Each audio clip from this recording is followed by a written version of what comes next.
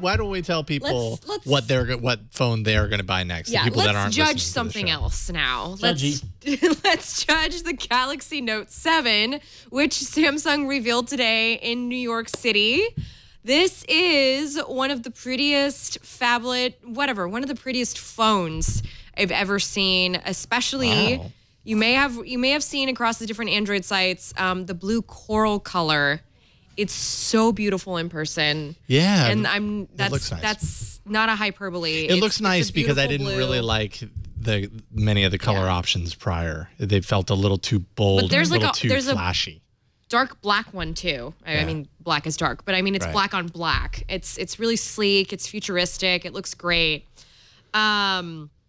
So this year's Galaxy Note 7 has a 5.7-inch Super AMOLED display, Quad HD with a curved screen, has the quad-core Snapdragon 820, 4 gigs of RAM, 12-megapixel rear-facing camera, 5-megapixel front-facing camera, 3,500 milliamp battery pack, which is actually a little bit smaller than the Galaxy S7 Edge. But more than last year's Note. Yes, because that was more than 3,000. It's so about it's an upgrade, 500 milliamps more than last year's Note. We've also got waterproofness on this guy this year. You can dunk him in water. You can also write on it underwater, and so the S Pen is also water resistant, and it's 2 times more pressure sensitive. Although, because I'm not really an artist, I'm just a messy writer, I wasn't, really able to experience the that's actually of that. So you've kind of had your hands on the device, right, at this point? So that's one question that I have with the S Pen is they made the tip of the S Pen smaller and they added more pressure sensitivity to it. And I think ultimately for a device like this where you're trying to go is you're trying to be able to mimic to a very large degree the same kind of experience of picking up a pad of paper and like scribbling out a note and not feeling like you have to write in really large letters in order to do it. Did you get a sense of being able to do that on this device versus the last one? Like, is it any better in that regard? It is. I will say now I have very messy penmanship. That's always been a criticism of me since I learned cursive in 3rd grade. And I feel like it's a lot easier. I'm like, do you understand my struggle? Anyway, I feel like it's a lot easier with this year's Note 7. And I have to say, there's a bit of a tactile feedback when you're actually dragging the S Pen across the screen. I don't know if that's just because the way the glass is or the way, the silicone is on the nub, but it gives you a nice, like, real feeling of writing on something. It's not like a little bit of friction or something? Yes, friction. That's the word I was thinking of. Yes, friction. It's really nice friction. And unlike, when you have a regular stylus on like a tablet and it's just very like smooth and a little too glassy. That actually gives some context to one of the things that the presenter said during the event earlier today, which I didn't quite understand what he meant. I mean, I understood what he meant by it, but the guy, the VP of product strategy or whatever, who was talking, the middle presenter, said that they, with the S Pen, they wanted it to feel more like a pen writing on paper than writing on a device. And this sounds like with this friction, that's how they're doing that. And that's really kind of interesting. Yeah. Like that. It is. And they've consolidated some of the apps that are featured in the Air Command, which you bring up by clicking on hovering the S Pen over and clicking on the little button on there. There's a new translate feature, which is kind of neat. There's, a new animated GIF feature. Of course. I saw in the keynote this morning. So, I mean, it's iris scanning. Yes, the iris scanning. I want to know all about this because this is one of those features that, like, when I heard about it in advance, I was like, this is going to be one of those half-baked like things. But it really sounds like, from what you and everybody else is saying, like, it's really fast. It is really fast. So I managed to convince them to let me register my eyeballs on there and try it myself. And I thought it was way faster than using the fingerprint scanner. Wow. Of course, I should let you know that I don't actually like the fingerprint scanner on the and any of the latest Galaxy devices. With the button on front. I don't like the button on front. I'm very much a rear fingerprint scanning kind of person. That's just more natural to me. Having the iris scanning is great because all you have to do is you don't even have to look at the camera lens. You just look ahead like a blank stare and it unlocks immediately. It's super weird. It's weird in that like cool futuristic way. Like, oh, that's so cool, did that. And also kind of scary because my phone has like these digital images of my irises. I was going to say your eye is logged somewhere. Yeah. How do you feel about that?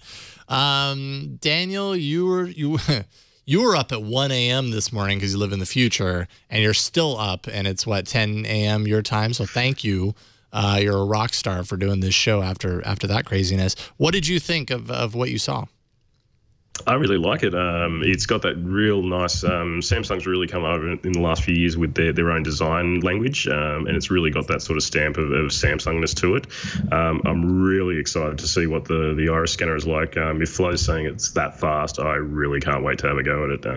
It's just one of those things that I too don't like the front-mounted fingerprint sensor. I prefer the rear. So if it's going to be fast and enough to use on a day-to-day basis, that's really exciting, and I can't wait to see it on in person, and that we get to sort of see that next week at the launch here in Australia. So yeah, but in terms of speed and everything like that, looks great. It's got the same sort of camera setup as the Galaxy S7, and that was a fantastic camera. So really, really excited to see what the Note 7 does in terms of the market. Going back to the iris scanning, I was really impressed by not only using the iris scanning to unlock the phone, but then to have a secure folder on the device that is only accessible via an iris scan, as well as app usage like browsers and like a true kind of a not incognito mode, but a secret mode, where only you can see what's going on in that app is really interesting. I do have to add, since I'm coming from the bias of a person who doesn't wear glasses, that Samsung has said wearing glasses, depending on your prescription, might not work the same. Okay. So that's kind of a bummer. That is a bummer. Well, would you just take your glasses off then? Yeah, I think you would just flip your glasses up a little bit and then and then it unlocks it. But but anyone wearing glasses, like if this is a security measure that if this is a security measure that you expect to use all the time using your phone, then you're just not going to use an iris scanner. Yeah, you might as well just use a fingerprint scanner. But it's cool nonetheless, and especially it's cool, and it's actually a little bit more secure, I would think, because there are ways to copy and spoof fingerprints in fingerprint readers. And they require. I haven't heard about that. Oh, I'm assuming that's. Well, the challenge there is that it requires an electrical current, which is what we provide when we use our fingerprint. It's not just the outline of the fingerprint, but it's also that electrical charge. So there are ways to kind of like print these things with conductive ink. Talked about it a couple of days ago on TNT, so that's what I know. But there are ways to do that and be able to spoof it. But when you're talking your iris and the kind of scanning that's going on here, it's not just hold up a picture of an eye and it's going to work. Like it's actually scanning the eyeball with special hardware. It doesn't. It's infrared essentially. Right. So when it took my impression, I was in black and white and I looked all weird and the way it like scans you. Of course, nobody's made a joke about them wanting to come after our eyeballs now. Well, it's only a matter of time. Come after our fingers with the iPhone, with Touch ID. Now they're going to come after our eyeballs. They're going to come after everything before we're done with this whole smartphone experiment. Yes. Pre-orders tomorrow, right? Pre-orders start tomorrow. It goes on sale in the U.S. on August 19th. It goes on sale in the U.K. September 2nd. Pricing right now it varies based on your carrier. I believe AT&T is somewhere in the high 800s right now, so take that in consideration if you're interested. But I don't know what else to say, guys. It's a high-end phone with a lot of great stuff packed into it. And I will say, one of the interesting things at the briefing that we had for the Note 7 is when we walked in, they had splayed out like every single generation of the Note they had from beginning to now, and it's interesting how the notes have gotten thinner and smaller over time. Even though the screens have not shrunk, but just like the surrounding kind of the frame surrounding frame. But I mean, when we had the 5.3 inch Note, it was so like fat and bloated and big, and it wasn't like something that you could easily put into your pocket. But the Note 7 you can put into your pocket. Like there's no. You can put it into your back pocket, Ron. Yeah. Good to know. Men can, because, they stopped putting pockets on women's jeans because, That's a bigger issue. That's women's a bigger suffrage. issue. But anyway, so it's, and I completely agree with Daniel. There's like a beautiful design language that Samsung implemented. This is one of the most well-balanced phones that I ever held. Excellent. Yeah. Oh. Can't wait to see it. Hopefully sometime soon. Gear VR also got a facelift, by the way. Oh, that was one thing that we missed, USB-C. So USB-C is part of the Note 7 now. And the Gear VR, that was always kind of the question. Like, well, Gear VR so far has been USB, not USB-C. Well, now they have a kind of a minor update to the Gear VR. Yes, wider field of view. Yeah, wider field of view, 101 degree, 101 degrees. Yep. Versus 96. It's slightly bigger, but it's not white anymore, so there's no weird reflection coming off of it like there was with the older Gear VR. That's what Samsung said. That's why they changed it. It's bigger, but it looks sleeker almost, even though it is bigger. It is sleeker. It is sleeker. It doesn't look as bulky. They added a little more padding, make it more comfortable. Yeah. Cool. You know. And it's still got that. It's still got the micro USB attachment as well. So if you want to use it with the older phones, the Note 5, S6 Edge, etc., you can swap it in. So nice. That's solid. Yeah. I hadn't seen how they were going to pull that off. So that looks great. Cool. All in all, I thought this was a solid day for Samsung, and I said it earlier on the live broadcast, Jason, when we did it. I think Samsung's on a roll, and you know how hard that is for me to actually say that out loud. But Samsung's doing. It seems like they're having a great year, so it's really interesting to see them. You know, the hits keep coming. The presentation went off mainly without a hitch, like just a couple of bad jokes and more Apple digs than I probably would have done.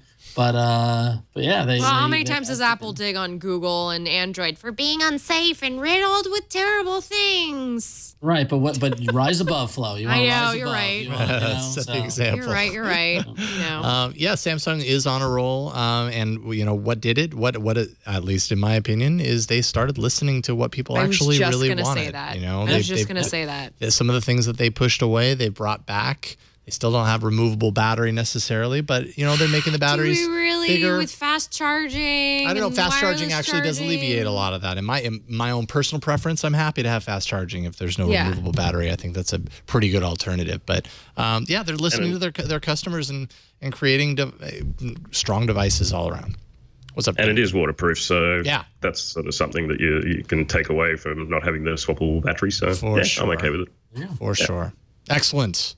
Good stuff. I feel like everything in Samsung's offices are waterproof now. They're just waterproofing the desks, the staplers. They're just waterproofing everything. They waterproofed the S Pen. I didn't know that the S Pen wasn't waterproof, but they waterproofed it. It goes inside the S Pen hole where it docks, and you just pour it over, and it just pours out like a pitcher. The water just collects in there. It doesn't penetrate anything. It's completely water resistant. But you can still put the S Pen in backwards. You can, and it won't do anything. It won't click in there. It'll apparently just come right back they said out. that they fixed it so that it's not. Okay. All right. Okay, I'll take that. Yeah. So let's watch Leo put it to the test. We'll have the Leo test someday soon.